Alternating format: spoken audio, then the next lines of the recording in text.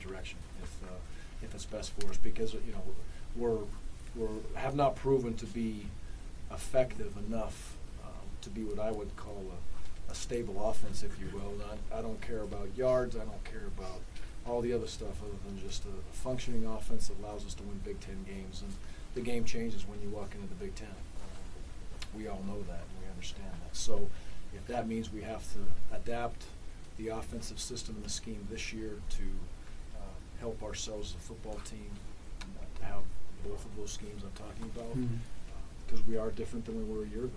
A year ago, we throw that thing up there, and there's a pretty special kid going up and getting it. And the kids that are playing right now want to be special.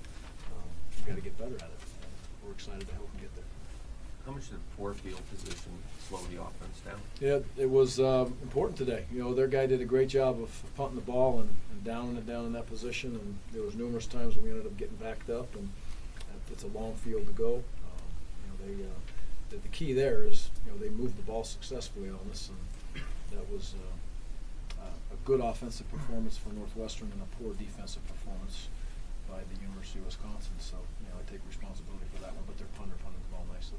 Gary, why hasn't Tanner been able to improve as a thrower? I don't know that.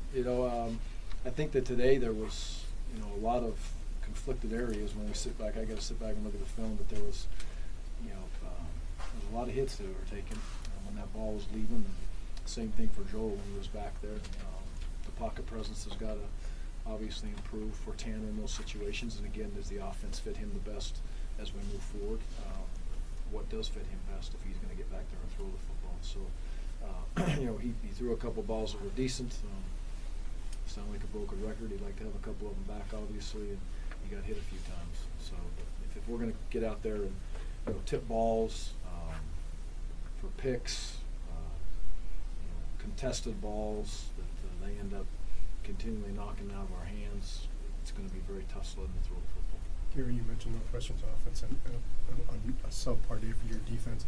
It looked like Dave went with the two down linemen, backers, try to defend their spread, and I'm guessing they just said, we're going to run the ball.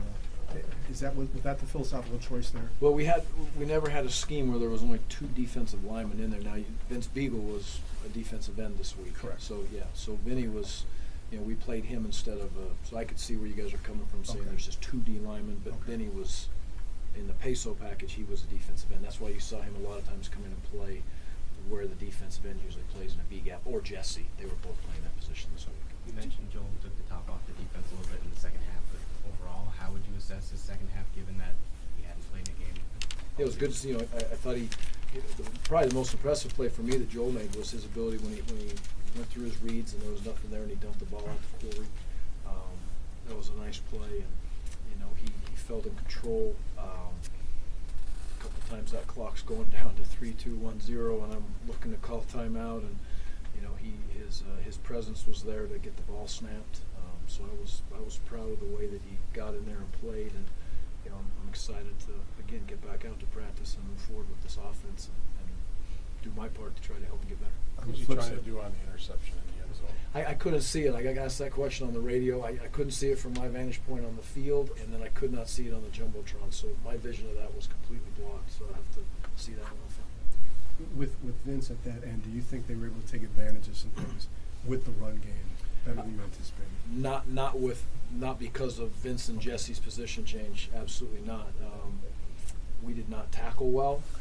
Numerous times we had a free hitter or a guy to feed a block early on the line of scrimmage, and we bounced off those blocks. These kids ran hard on tape. They've shown that in every game they've played this year, and they ran hard again today. And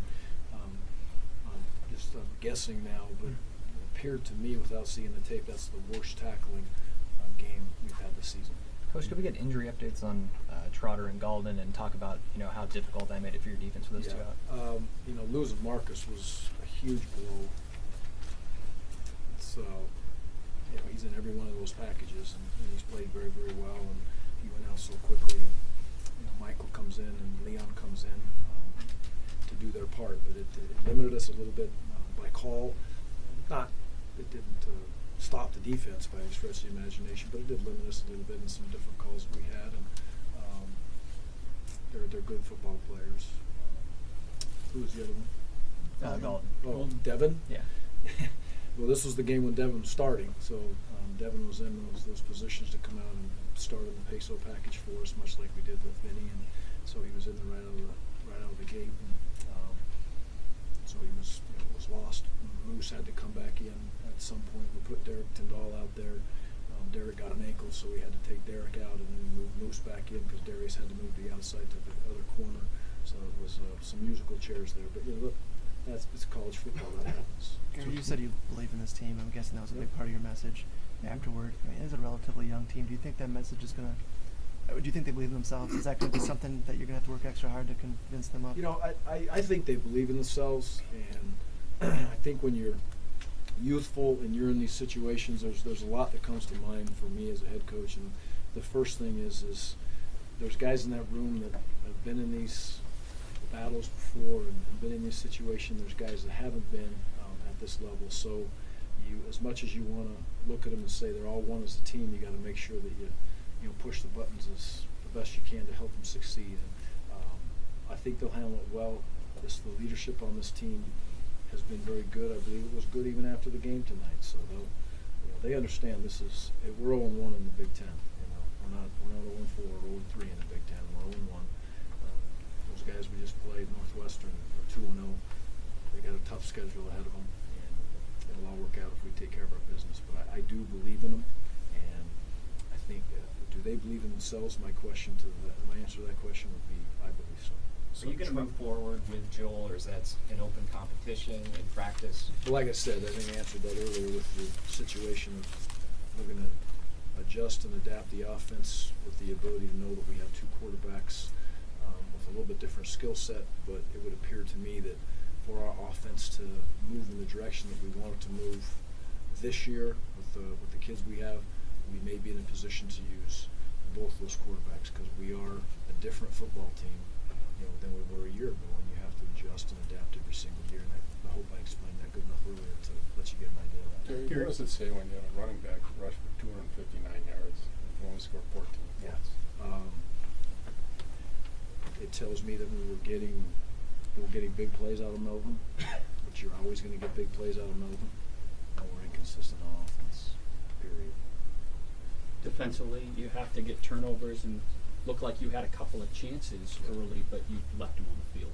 Yeah, we didn't get the turnovers, and they did, and that was a big part of it. Our opportunities to be able to get the balls, pick the ball off. They get two balls in the end zone, they pick them both off. We have one in the end zone, we drop it. So, and again, it's not pointing fingers at kids. It's just they made plays and we didn't, and we've got to be able to have turnovers in a game like this against really good teams when it goes down to the wire. We line up to kick a field goal, and it's not even close. Could have been a 3-point game just as easy on the last drive, but it didn't end up being. It's a long field goal. I get it, but we expect to make it. Back to Galvin and Marcus Trotter for a second. Do you expect that they'll be available next week, or do you have any idea at this point? I have no idea at this point. What can you tell us? What? Devin is some type of an arm or a hand injury that he has. I know he got X-rayed, and I just know he was not going to return. And the same thing with Marcus, he was not going to return. So he's, I think he's just got the groin or something in the leg or a muscle situation. I would say. What about the play of the offensive line today? The number of flags overall, what do you think? Yeah, I got to go back and see where the holds are and what those situations are. We'll review those and like we always do, and get our thoughts on it, and we'll move on. There was a couple times when we appeared to hold up very well in the pass protection scenarios, and there's other times that we didn't. And so, again, we'll evaluate it. We'll look at it. And continually just adjust the offense to get us in a spot to be productive. But there was some pressure on it. These kids were trying like crazy to get into those spots, and Alex has shown those flashes. After that, we would all sit here, and I don't think anybody would argue anything different, that we have not been able to find the second wide receiver. The second receiver is very simple right now. It's Sam, without question. So that is why I sit back and I say, where are we as an offense, and what can we do to continue to be effective? Because if you're going to take the top off it, they're not always going to be wide open running down the middle of the field. You've got to catch contested balls. Hopefully we get some of those wide open ones with the play